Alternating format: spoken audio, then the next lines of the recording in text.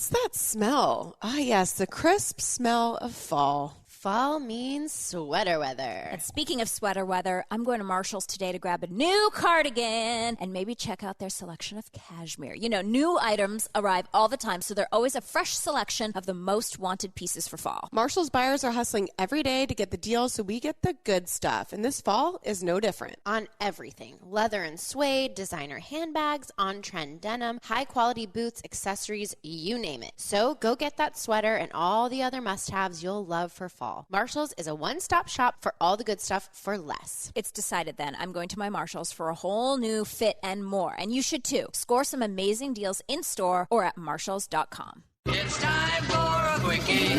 Podcast One presents The Lady Gang, the Hollywood girl posse, with LadyGang Quickie. Here's Keltie Knight, Becca Tobin, and Jack Vanek.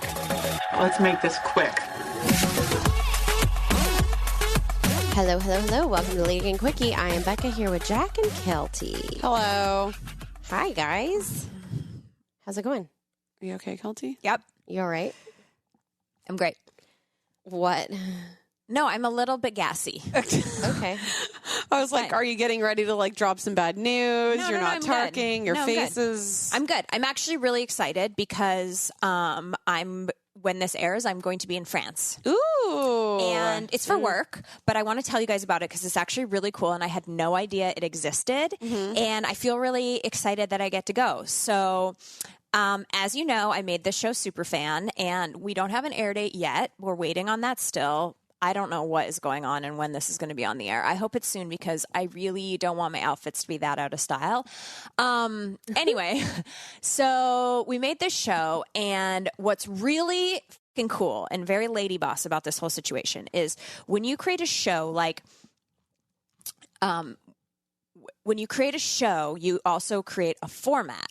So because it's a game show, it's a format of a show that you can then go and redo in every country around the world. So you could do, like, we're doing Superfan USA, but you could do Superfan UK, where, like, Kylie Minogue is the biggest star. Or you can do Superfan Australia, where Delta Goodrum is the biggest star. And you can do, you know, Superfan Korea, Superfan Japan. Like, it's really... You're, like, franchising it out to You different franchise it out, countries. like how they have The Voice Australia, The Voice UK, you know? So I actually did not think about this at all when I was creating the show, and really until we got into like the selling of it and it came up in contracts, I was like, oh wait, what? So it's really, really cool because we're going to this thing called MIP. I have no idea what this stands for, but it's in Cannes, and it's at the same convention center and those big stairs where they have the Cannes Film Festival.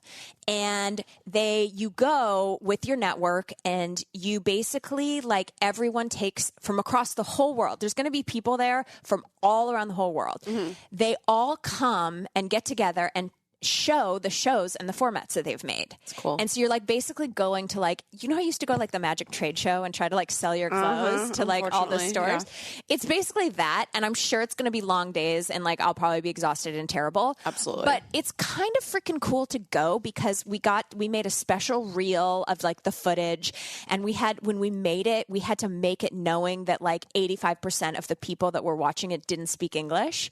So you had to like explain it was like such an interesting craft. You have to explain the show and then caption it and, you know, use words that are like general. Like, it was just really interesting. And so we made the show, and Jody and my partner Jody and I are going to go over. We're going to sell our wares. But what's really cool is one of the guys, his name's Michael Weinberg, and he was our co-EP, co-executive producer on the show.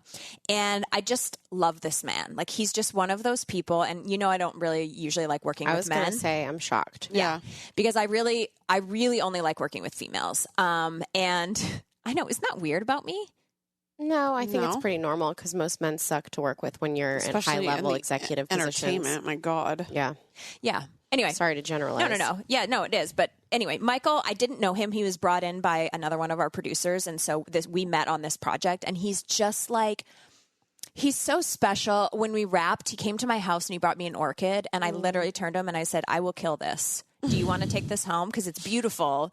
It will be dead. And he said, I believe in you, Keltie. And I did keep that orchid alive for 3 weeks, and then it died. And then it was just like, you know, the pot with just a stick? Yeah. Like, where the did the leaves go? And like What? the butterfly clip that they Yes. Yeah, that's Why so sad. is it always anyway? He's just like salt of the earth, like a really good guy. But right after we wrapped Superfan, he ended up taking a job at Sony, a big executive job. So he's not even available for season 2. Like he basically went off and is now an executive. Yeah. And what's cool? But you've established it. That's important.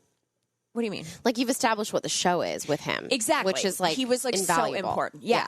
But what's cool about it is like in Hollywood, most people are like, they use you for what they can at that moment, and then you never hear from them again until they need you again. Like 10 years later, they're like, oh, of course I know Michael. Let me, blah, blah, blah. Yeah. Anyway, so he's kept in touch this whole time during this whole process. And just yesterday, I got an email, and he told us, I'm hearing such great things about Superfan, and everyone at MIP is so excited. And then he said, someone in a meeting today told me it will definitely sell.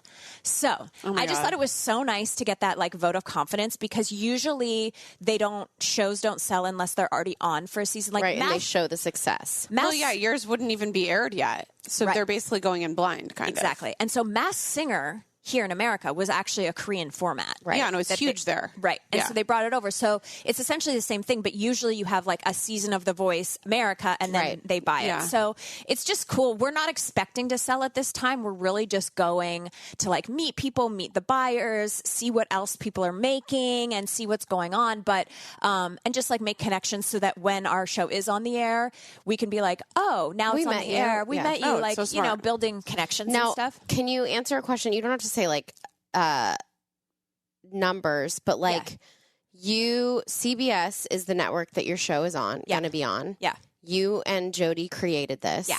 So you would like split the sale with Yeah. CBS? Like, how does that work? I'm not 100. Wait, does CBS own it? Yeah. So CBS, well, okay. So what happens is this is the best way to explain it. When you make a television show, there's like little pots for everybody. Right. So there's like the network pot, the executive producer pot, the host pot, the whatever.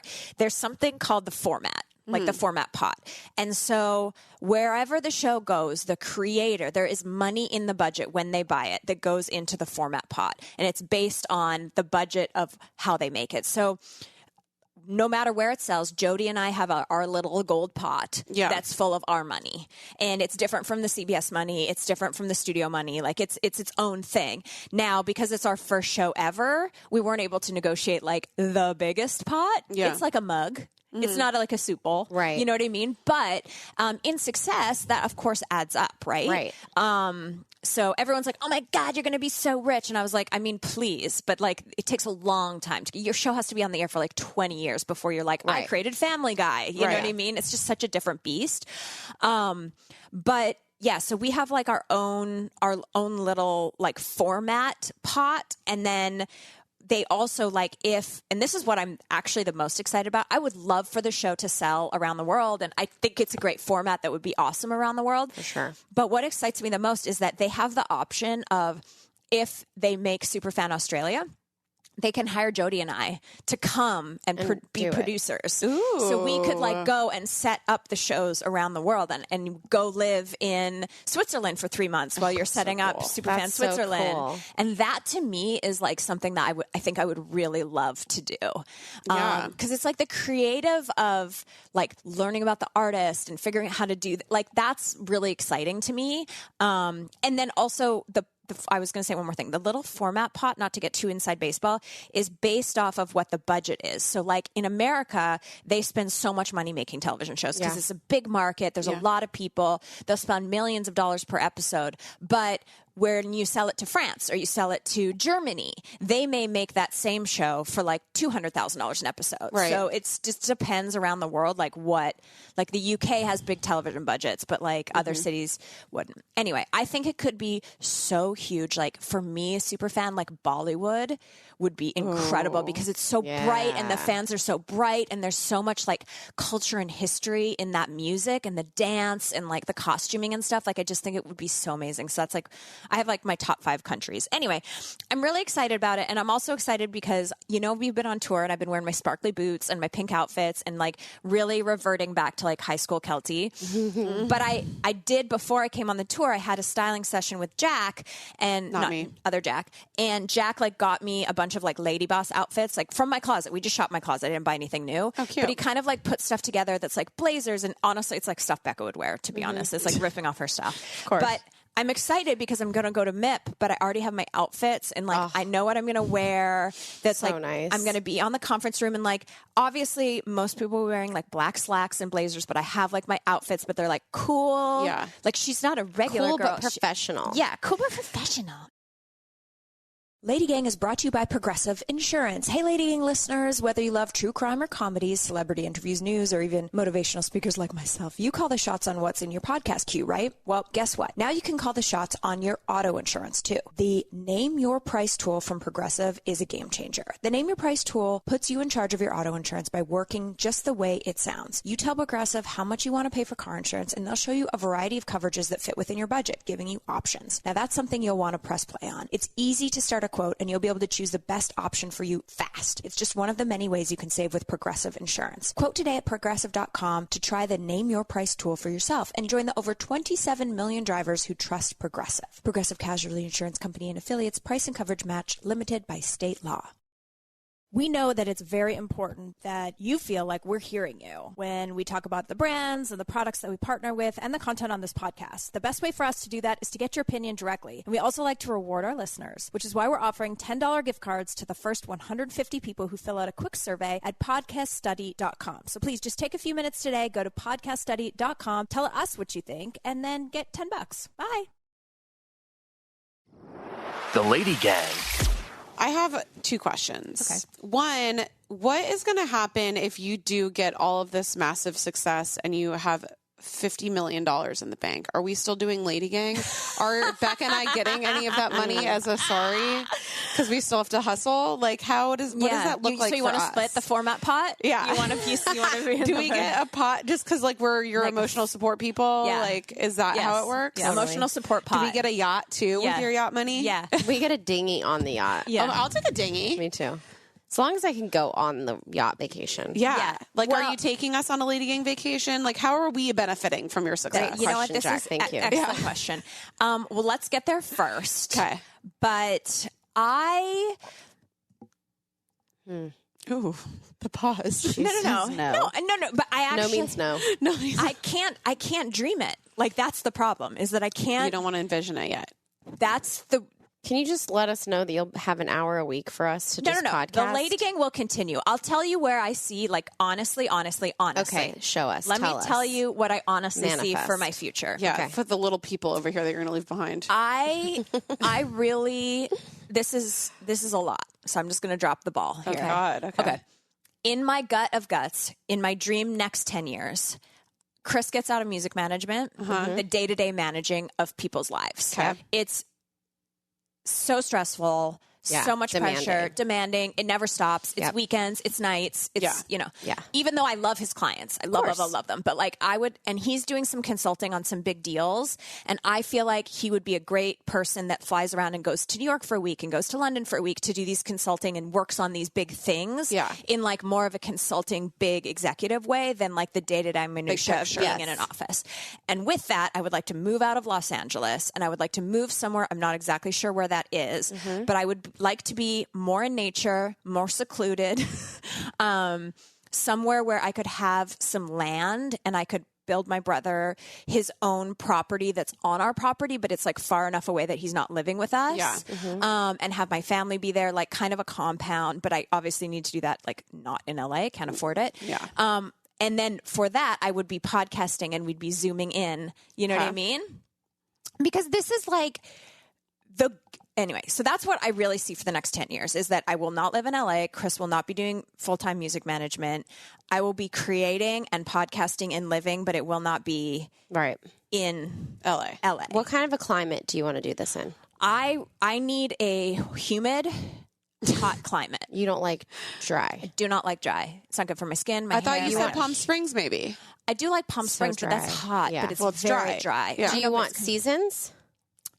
I think I hate being cold, but I do like a season. I could never move to Canada. Okay. Well, that's why you can vacation in the seasons. You can vacation and go to a winter thing. Yeah, I do. I have been looking at like a lot of expat properties. I could see myself having the compound be in Belize or somewhere like that and then coming back to the States. But also, I don't know. I would love to live in Canada again. I love Canada. It's too fucking cold. It's way too cold. I can't do winter. Maybe you do Canada summer. Canada summer. What do you do? Yeah. You chase, what's it called? Something Snowbirds? chasers? Snowbirds. Oh, yeah. You could do like Canada summers and then Palm Springs winter. Yeah. Ooh, Palm Springs winter would be nice. I love Palm Springs in the winter. It's like No, Perfect. and remember when you were saying that you wanted to open, well, first you wanted a hut. And then you were like, maybe I want to such an open idiot. a bookstore. And then you're like, Palm Springs might be my spot. Like, you could open something up and have it be your little, like, baby in Palm Springs. I can see that for you. I did actually tour Suzanne Summers' house in Palm Springs. It was for sale. epic. It was very old and like very Dated. cheesy, like in the 1980s. Like everything was like that green limestone. Cord Overstreet from Glee has been dating her granddaughter for a long time. Really? Really? Yeah. That's just a fun Master. fact. Super fun fact. Anyway, we'll see what happens, but I know this was like all me talking about myself. That's fine. Shocker. But LadyGang will continue. That's what it actually makes me excited. And even being on tour and seeing all the women who were like, I'm an OG. Like they've grown up. They were like, I was young. You know those I girls? know, They're like, yeah. I was 21 when I started, and now I'm baby and have No, kids. the ones that are like, I was in medical school and now I have a practicing. PhD. Yeah, they're doing like cancer They like surgery. got through their fellowships. They got through med school. They like are so crazy. It's so weird. You're really growing is. up with us, gals. Yeah. So anyway, wish me luck at MIP. Good luck at Good MIP. luck at MIP. I'll send you outfit pictures. Please follow along on my Instagram. I'm very excited. And we weren't here for a long time. We're here for a time that just revolved around Keltie. Shocker. The best time. Thanks for listening. The Lady Gang is produced by Alex Ingber, Steve Delameter, and Jared Monaco. Make sure you subscribe, rate, and review our podcast. And if you love it, share it with your friends on social media. Like, oh my God, I just listened to Lady Gang. This episode's so great. Swipe up to listen. And if you really want to, which we know you do, please follow us on social. At Keltie, at Becca, at Jack Vanek, and at The Lady Gang. Sign up for our newsletter at theladygang.com and join our secret Facebook group. It's super fun. See you next Tuesday.